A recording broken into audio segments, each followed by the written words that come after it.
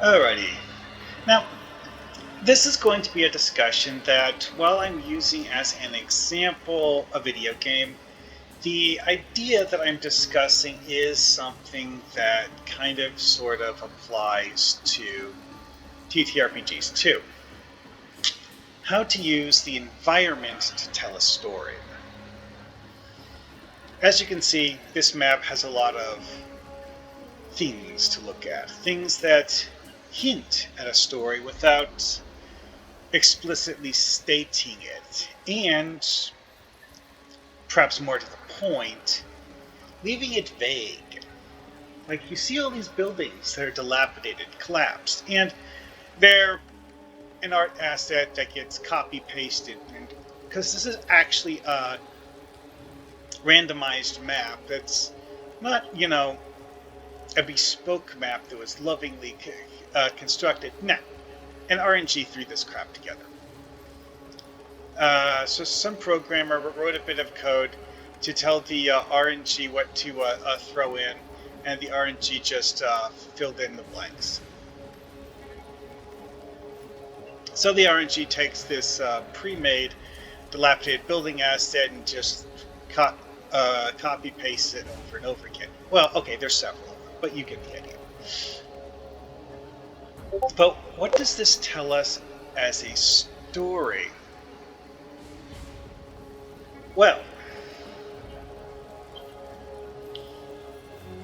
first off, where are we? Let's take a look. That's what. All right, here we are. World map. You are in the slums. Only the wind whistles and whines here now. Why? Because all the people that used to live here are dead. Dead. You can even find some of their corpses laying around. It's gross. But anyways.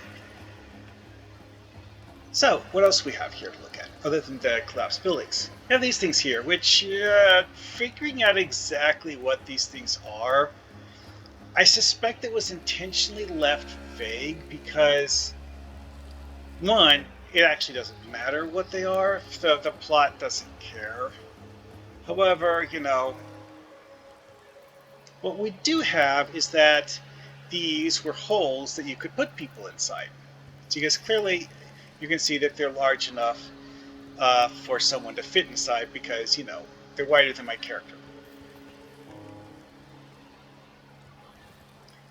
And they have these covered grate things that you can open and close. And you see here there's some sort of a rope on here so that you could raise and lower something. Probably a person. Why? Well, I don't know. Historically, there have actually been places that use things for like punishment things. It's like, oh, instead of putting you in jail, we're going to put you in this hole for a little while. Then there's this, which, quite frankly, I'm less certain about.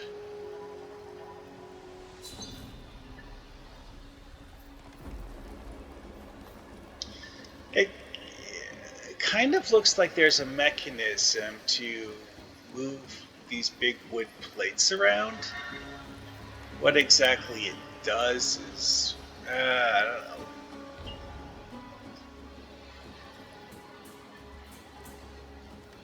Anyway, though, probably something bad. Probably. And again, more of these dilapidated buildings, as you can see from the map overlay. There's quite a lot of them. And if we go this way, we see that there were these causeways going off into other directions. And this creates the implication that this area is, in fact, quite large. And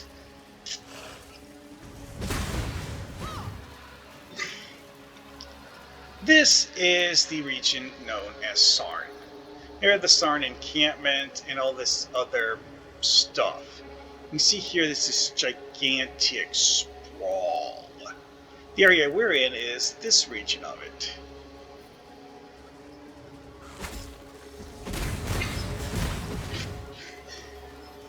And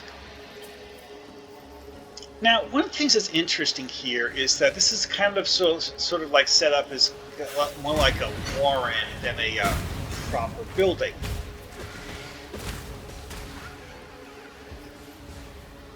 So you have all of the, well, you have big structures like that right there, which are, not tiny little huts, but like proper buildings. Although we can't go inside it, so we can't really tell what it is. Then you have these elevated walkways.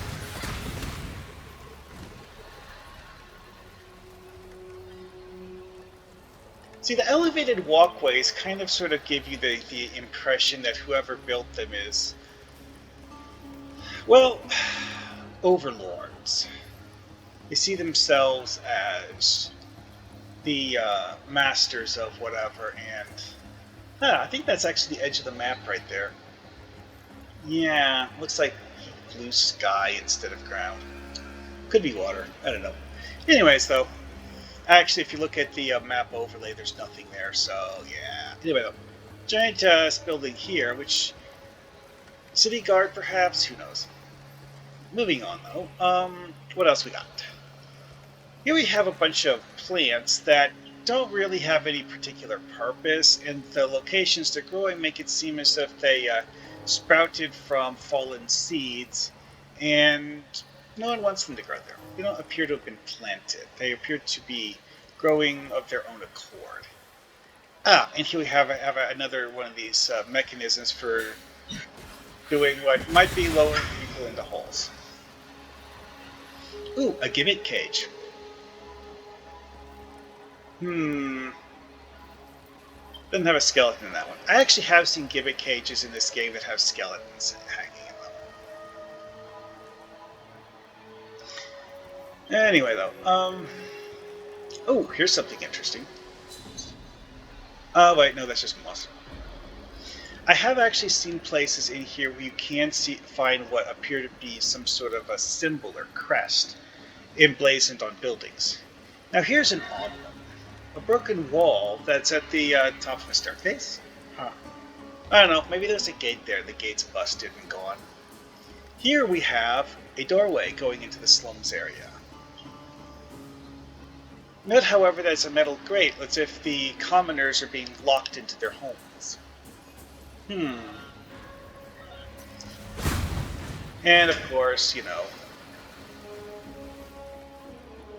big old wall. Says, "Hey, you stay in your hole." And of course, one of these buildings. Note how the design of the windows here: tiny arrow slits instead of proper windows. Makes you have the idea that whoever lived there didn't want to be, shall we say, disturbed. The Monkey King and then we have this throne on your back. A throne of gold and gems, polished with blood and tears.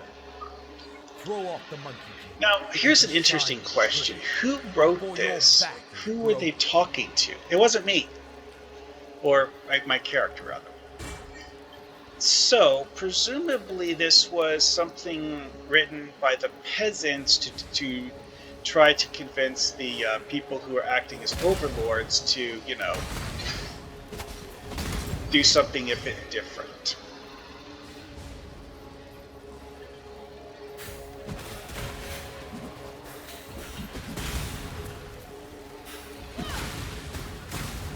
Oh, hello.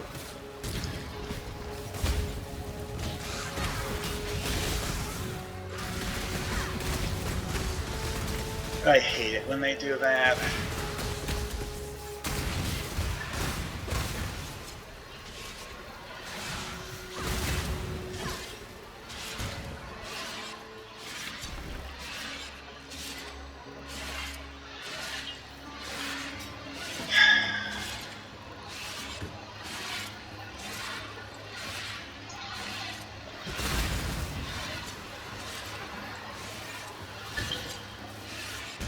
That's an interesting question. What is that noise?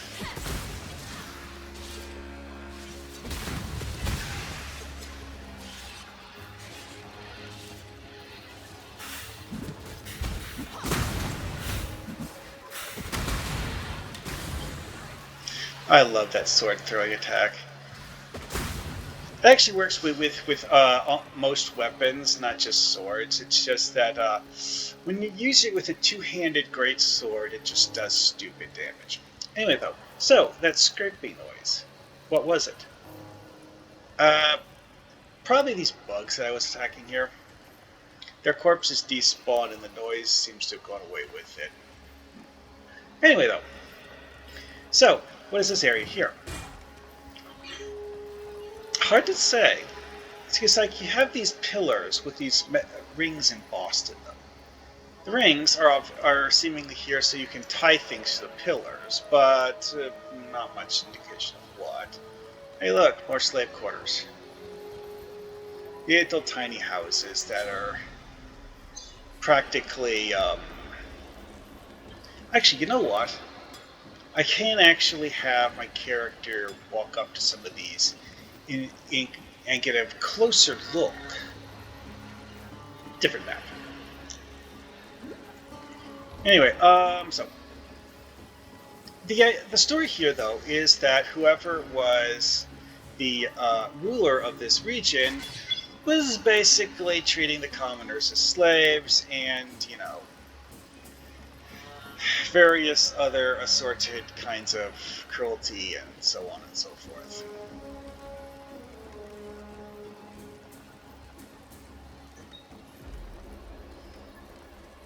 And their civilization collapsed, and it's not clear if the commoners died out before or after that, but, at some point, somewhere along there. Here we are. Okay, so this one, we just, we can actually just walk up to the buildings. These are basically the same building design. Horribly dilapidated, but as you can see, they're very small. Like, seriously.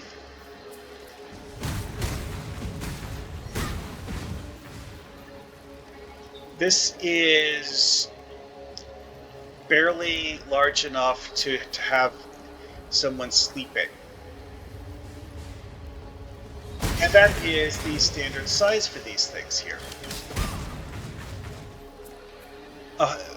Granted, some of them are a little larger than others, but none of them is of a significant size. Some of them are two-story, but, each of the floors in them is extremely small. Presumably you would have more than one person living there, but neither of those people would be having a particularly comfortable life because of just how small the area is.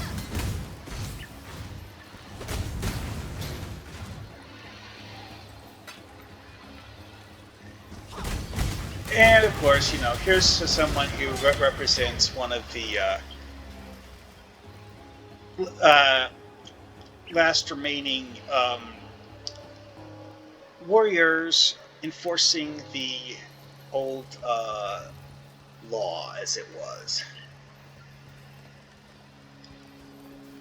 But yeah, it's like these are crumbling to ruin because of the fact that the evil empire that used to control this area went full evil and,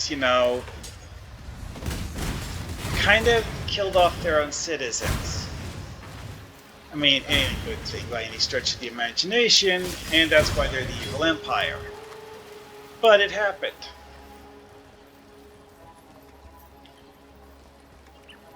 It's just one of those things where I kind of sort of like the whole environmental storytelling aspect. Also, the way they designed these chests is actually really cool, because this actually genuinely looks like a proper wooden footlocker, handholds on the ends, a hinge mechanism, and it actually, has a proper opening animation. Anyway, though, that's a bit of a side thing. But yeah, it's like for an environmental storytelling thing, it's really interesting because of the fact that it kind of shows you what your character is here to fight for by giving you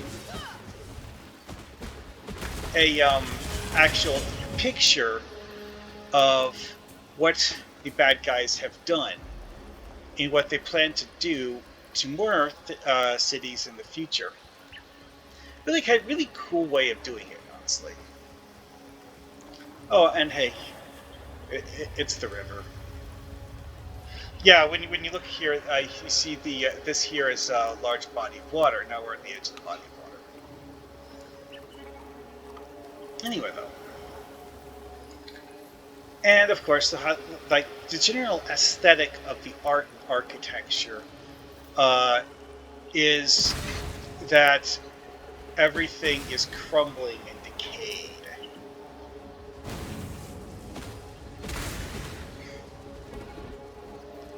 Like you see this like stone area here. It's like, oh, this isn't too bad, but it doesn't look neat or clean. It just looks a little dirty. Then we have this edge here where there's this stonework, like a neat, crisp edge, or what used to be a crisp edge anyway, before certain parts of it fell off. Very evocative of a region that's decayed.